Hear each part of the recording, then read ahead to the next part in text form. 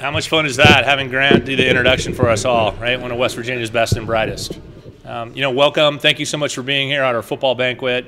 What a great day for Huntington and Marshall University when we get to announce, going into the Sun Belt, bringing a team that finds its way to an 8-4 season in the first time in the league in the inaugural season, a win over Notre Dame, and then to finish that season off with a trip to Myrtle Beach, where I've had many fans, basically tell me what to do, right? Which was find a way to get us to Myrtle Beach, and here we are. So thank you, fans, for the great suggestions, and that's exactly where we're going against a great opponent. So excited to play UConn in that game. Open to any questions that you guys might have. Chris, you mentioned Daryl Radio there a couple of weeks ago just about, you want to have a good opponent and a good competition for this program. Yeah. No, it's critical, right? We're in postseason. So for us, for the future, with the expansion of the college football playoff, playing these games is about identifying with postseason competition. And you want to win in your postseason competition. As we progress into the college football playoff, the new model, you're going to have to win to move on, right? So let's get used to winning on the road in unique locations, because that's what we're going to have to do when we expand to the college football playoff. So, hey, I'm thrilled to play UConn, a team out of our footprint, right? We've played them before, but they're not in the Mid-American Conference. They're not in Conference USA. They're certainly not in the Sun Belt. So here we go. Let's go play somebody and see what we can do in the postseason. Was this the best available option? Was there anything else out there maybe you tried to angle for?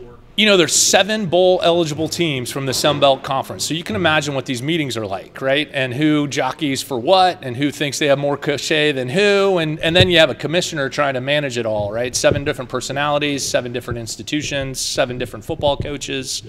For me, if you stay focused on matchup and the overarching goal of winning as many games as we can possibly win as a league, right? People forget there's this additional allocation for the conference that has the best bowl record, right? So why not focus on that?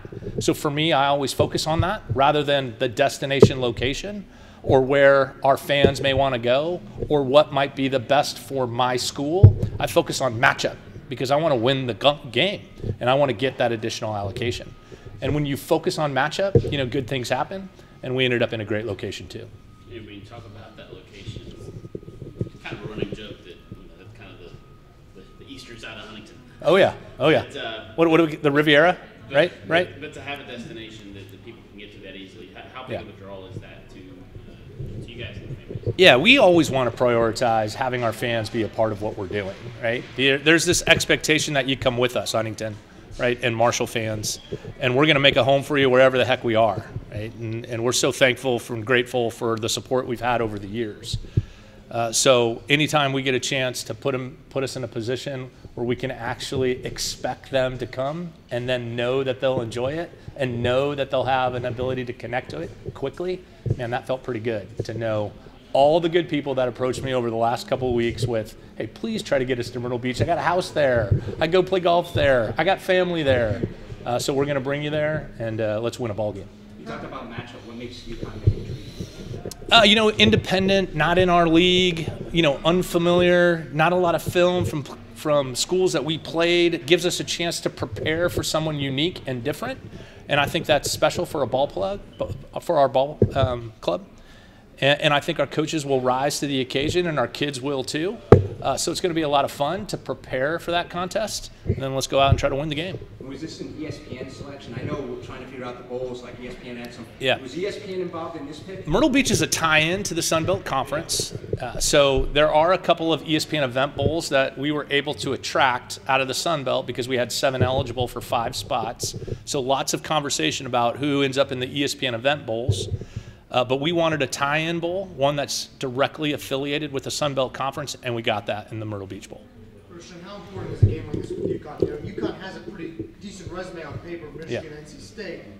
However, they're 6-6, you're 8-4. How big was that to try to at least give yourselves, at least on paper, a winnable matchup? Yeah, huge part of it. They've been a program that has been dealing with a lot of adversity, right? So a lot of times you may not want that because this is going to be a Super Bowl for them, right? To beat Marshall, a team that beat Notre Dame earlier in the year. But at the same time, being able to play someone outside of our footprint that we haven't historically played often was critical, and we were so lucky to get that matchup. So I know they'll be ready for us. I'm not thinking we're playing a 6-6 team that isn't worthy of playing an 8-4 Marshall team. I don't think of it that way. I think of it as we're playing an unfamiliar opponent that we get to prepare for in the postseason. So we get to prepare for what it's going to be like in an expanded CFP. Hey, Christain, the announcement. You know, how soon did you all know that this was happening before today? Was this like something done last night, or was it finalized this morning? Yeah, you know, it was slotting around a few days ago and knowing where it was going and what it was going to look like, and then the wrench came in with some weird and awkward outcomes in championship games, and then suddenly it kind of gets shuffled again.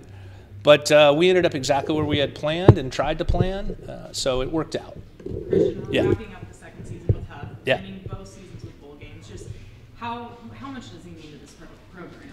Yeah, no, he is critical to our long-term success here. 15 wins for Coach Huff in 2 seasons.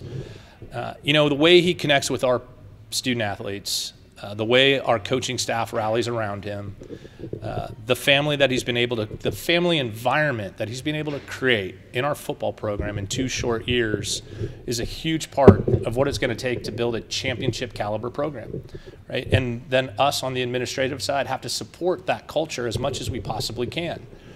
A lot of places talk a lot about family, but it just isn't real, right? It's just a cliche that is used. But for Huff and our staff and what we're trying to develop here in Huntington, we're growing into that on a daily basis. And when we get there where everyone feels that love and commitment to this program and this place and this town and this region and this program, man, we're going to be pretty good. And Huff is doing that for us at a high level, so I'm thrilled with Coach. What are some of the things that the bowl offers for the fan experience? I think that's important to you. So, you know, Yeah. what, other than it being a familiar location, what specifically does the bowl offer?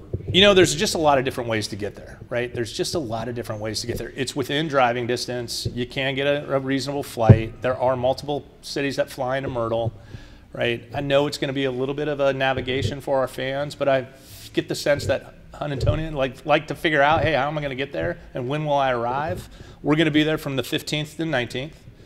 And I hope you'll find a way to get there, whether that's Saturday, Sunday, and Monday, Sunday and Monday, or just drive up for the game, right? 2:30 kick.